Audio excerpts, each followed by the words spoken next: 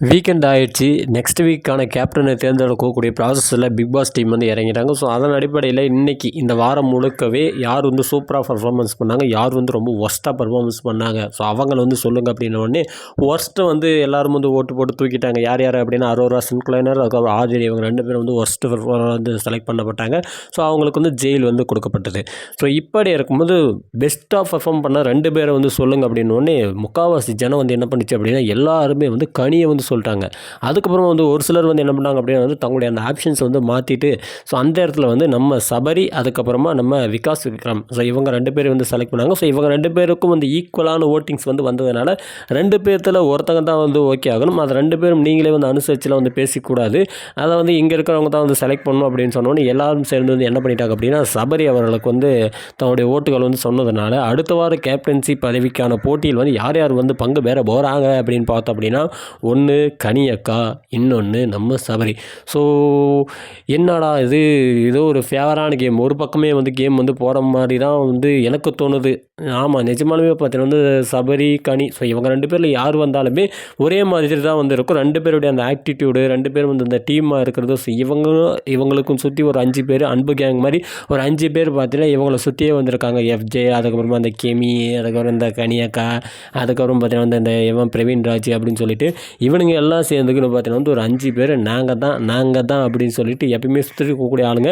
கனி வந்தாலும் சரி, சபரி வந்தாலும் சரி, அந்த இதுன்றது அந்த அவங்களுக்குள்ளே இருக்கக்கூடிய அந்த சப்போர்ட் அப்படின்றது வந்து எப்பயுமே வந்து இருந்துட்டு தான் இருக்கும். எது நியாயம், எது தர்மம், எது வந்து பொய், எது வந்து மெய் அப்படின்னு சொல்லிட்டு வந்து யோசிக்க மாட்டாங்க. எதுவாக இருந்தாலும் சரி நம்ம டீமா, ஓகே நம்ம டீமுக்கு ஃபேவராக தான் வந்து நம்ம வந்து பேசணும் அப்படின்னு சொல்லிட்டு டீமுக்கு ஃபேவராக தான் இவங்க வந்து பேசுவாங்க. இது வந்து ஒரு நிதர்சனமான ஒரு விஷயம்.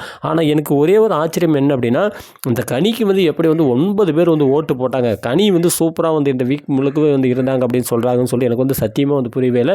விகாஸ் விக்ரம் அவர்களோடு இந்த நல்லாவே வந்து கேமில் வந்து ப்ளே பண்ணியிருந்தார். அதே மாதிரி இந்த ஃபன்ன்ற விஷயத்தெல்லாம் வந்து நிறைய வந்து பண்ணிட்டு இருந்தார். அந்த விஷயத்தை நம்மளால் வந்து பார்க்கும்போது அவருக்கு கொடுத்த வேலையை அவர் வந்து சிறப்பாக தான் பண்ணிட்டு இருந்தார்.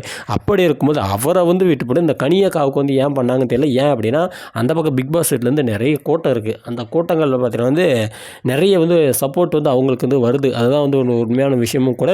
கனி அந்த வீட்டில் என்ன பண்ணாங்கன்னு சொல்லி எனக்கு வந்து புரியல. தேவையில்லாத கேவலமான விஷயங்கள் பண்ணுறது, அதேமாதிரி சண்டையை மூட்டி விடுறது அப்படின்னு சொல்லிட்டு இந்த மாதிரியான விஷயங்கள் தான் வந்து பண்ணுறாங்க. இதுலேயும் ஹைலைட் என்ன அப்படின்னா சாப்பாட்டில் உப்பு போடுறது. அதாவது போன சீசன்லாம் வந்து சும்மா வந்து ஒரு ஃபன்னுக்காக வந்து பண்ணுவாங்க, ஏதாவது கண்டென்ட்டுக்காக வந்து பண்ணுவாங்க.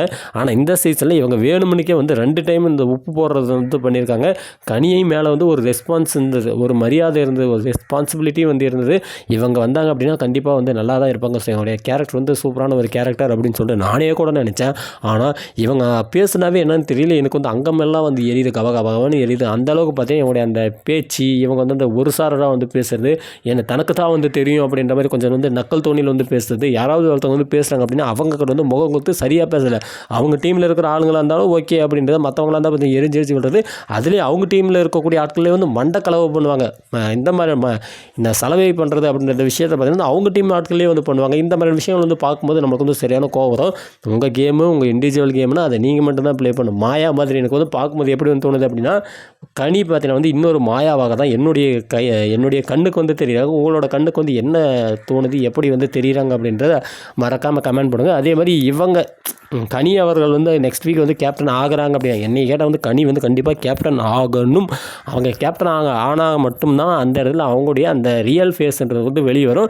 ரியல் ஃபேஸை கொண்டு வரதுக்கு வந்து 10 பேர் 100 பேர்லாம் வந்து தேவையில்லை. ஒரே ஒரு ஆள் நம்ம பார்வதி போதும். விஜய் பார்வதி ஒரு 10 நிமிஷம் வந்து உட்காந்து யோசிச்சு இவங்க வந்து எப்படியோ நீங்கள் வந்து முச்சு கட்டுன்னு நினச்சாங்கன்னாவே கனியுடைய ஃபேஸ் வந்து அப்படியே அழகாக வந்து உடச்சிருவாங்க. ஸோ இந்த இடத்துல வெயிட்டிங் ஃபார் கனியுடைய கேப்டன்சி பதவிக்காகவும் அவங்க ஒரு வாரம் வந்து எப்படி வந்து ஹேண்டில் பண்ண போகிறாங்க அப்படின்றதையும் வந்து பார்க்கறதுக்காக நான் வந்து வெயிட் பண்ணுறேன். போன வாரம் முழுக்கவே நம்ம துஷார் அவர்கள் ரொம்பவே வந்து கஷ்டப்பட்டு தனி அறையில் போயிட்டு ரொம்ப வந்து ஹார்ட் ஒர்க் பண்ணி தன்னுடைய கேப்டன்சி பதவி வந்து காப்பாற்றிக்கிட்டாரு. ஸோ அந்த மாதிரி என்ன சம்பவங்கள் வந்து இந்த வாரம் நடக்க இருக்குதோ என்ன ஏதுன்னு வந்து பொறுத்திருந்து பார்க்கலாம். நன்றிகள்.